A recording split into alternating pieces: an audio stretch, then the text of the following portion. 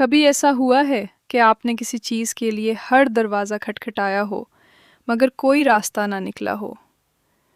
پھر ایک رات آپ نے سب سے چھپ کر اللہ کے سامنے آنسو بہائے ہوں اور اچانک وہ کام ہو گیا ہو جسے آپ ناممکن سمجھ چکے تھے۔ یہی تو تہجد کی طاقت ہے۔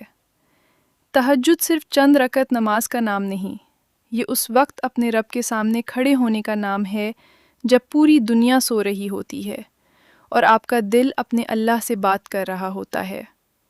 آپ سجدے میں جائیں، اپنے دل کا بوجھ اللہ کے سامنے رکھ دیں، وہ بات بھی کہہ دیں جو کسی انسان سے نہیں کہہ سکتے۔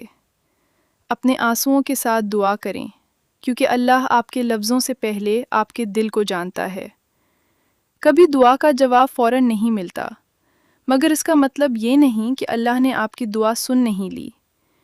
ہو سکتا ہے اللہ وقت بدل رہا ہو، حالات بدل رہا ہو، یا آپ کے لیے اس سے بھی بہتر راستہ تیار کر رہا ہو۔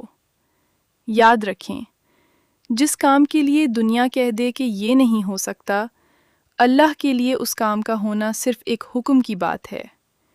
اس لیے اگر آج آپ کی زندگی میں کوئی ایسی مشکل ہے جس کا حل نظر نہیں آ رہا، تو مایوس نہ ہوں۔ رات کے آخری پہر اٹھیں، وضو کریں، 2 رکعت تہجد پڑھیں، اور پھر اپنے رب سے کہیں، یا اللہ، میں کمزور ہوں، مگر تو ہر چیز پر قادر ہے۔ جو میرے لیے ناممکن ہے، اسے اپنے حکم سے ممکن فرما دے۔ شاید آپ کی زندگی کا سب سے خوبصورت جواب آپ کے اگلے تہجد کے سجدے میں لکھا ہو۔ اللہ سے مانگتے رہیں، کیونکہ اس کے خزانے کبھی ختم نہیں ہوتے۔